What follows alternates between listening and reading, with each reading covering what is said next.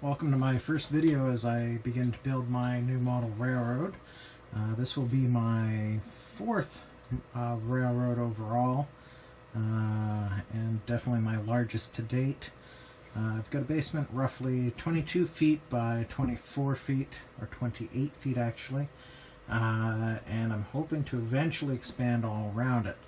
To start off, I'm going to be doing somewhat of the one module approach, where I'm going to concentrate on a few select sections and try to get them up and running first before I finish the entire main line.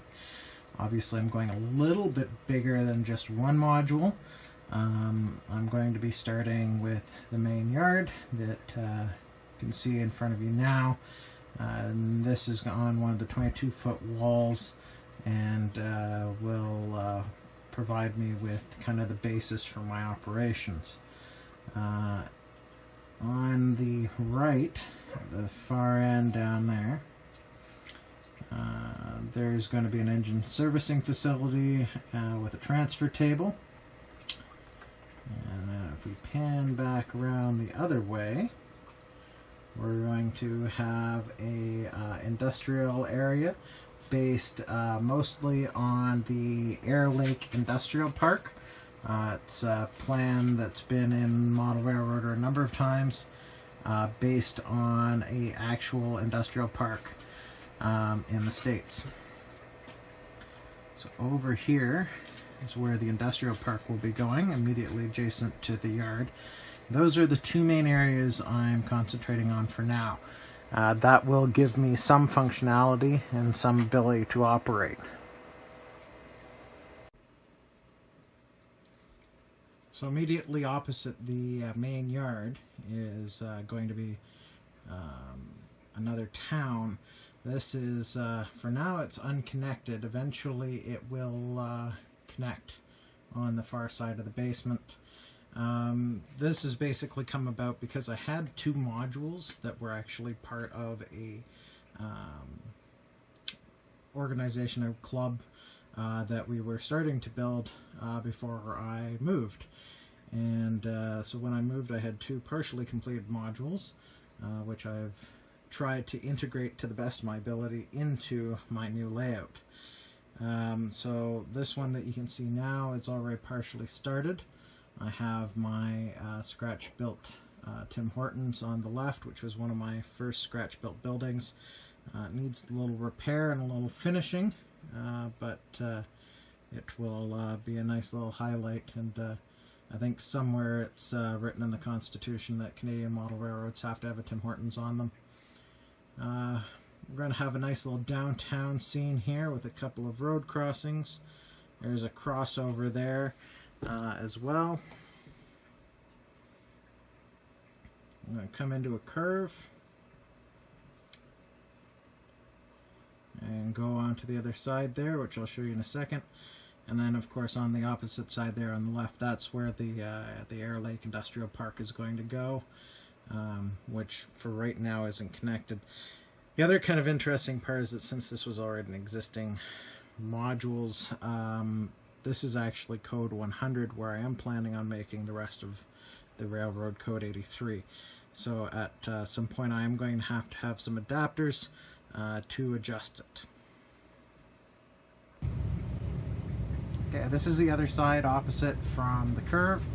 You can see on the far right there I've got a few bridges, including a scratch-built bascule bridge that managed to survive the trip out west, but didn't survive me walking into it while I was trying to see how it fit. So that's going to need a little repair before I can actually put it into service. I also have a Walther's bascule bridge that I came across used, as well as just a straight up truss bridge that I currently don't actually know if I'll be using in this layout, but I have it if I do need it. This side will also have a passenger station. The track actually nearest us will be the siding for that. The station will be on the aisle side. I was originally planning on cutting the station in half and doing it as a interior view, but for a couple of reasons. One, I like the look of the finished model. I've decided to leave that, so I'm actually going to have to mount some foam onto the side of the layout to just give it that extra little bit of support.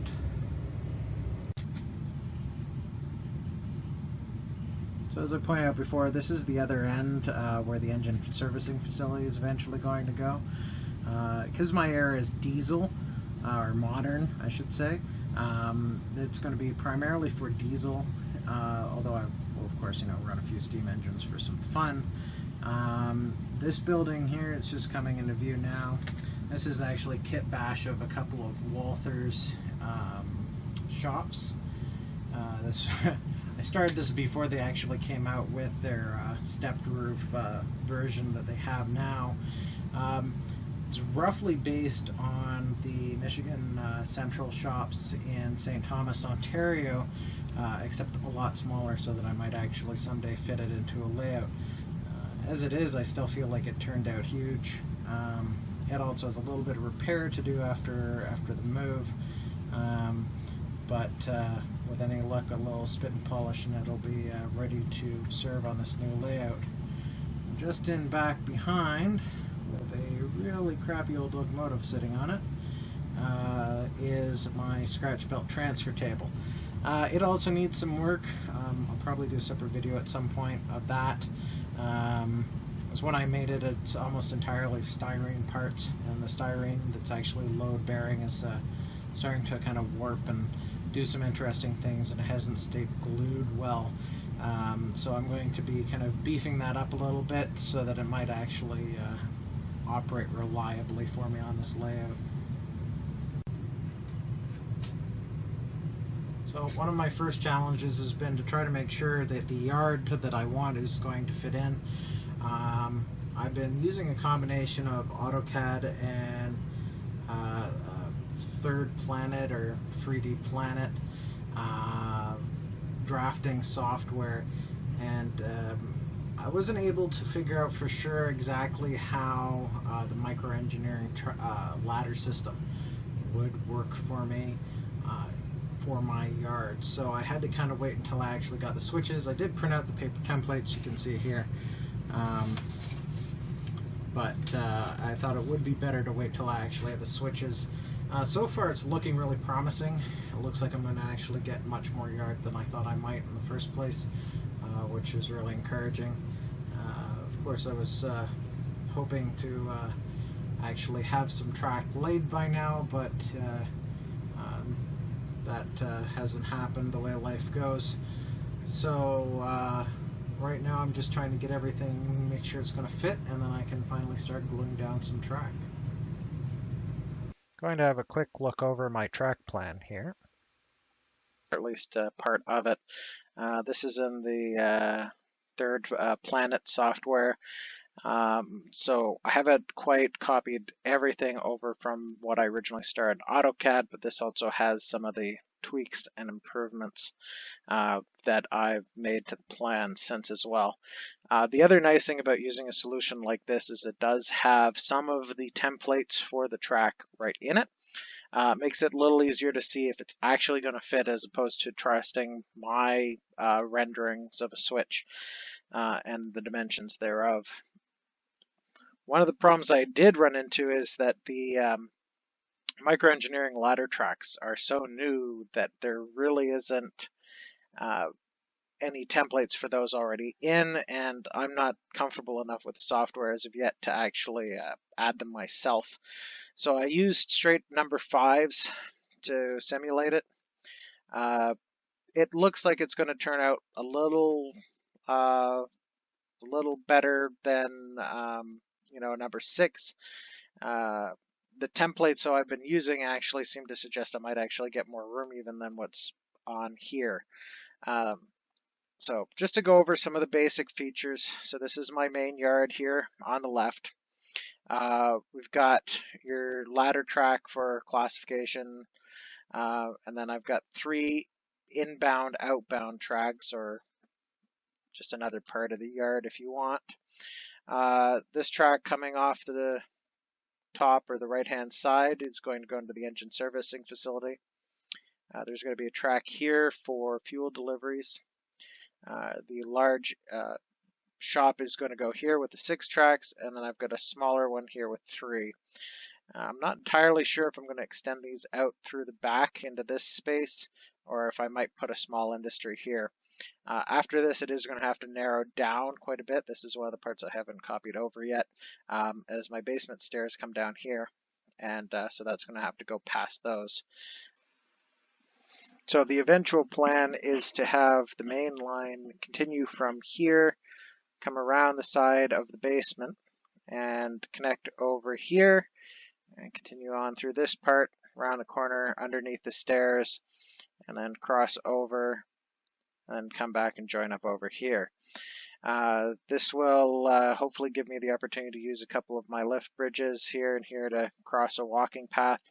And depending on whether I can clean out some space underneath the layout, I may also put a helix in the corner here to put a second deck below, which would give me a little bit more space for some industries.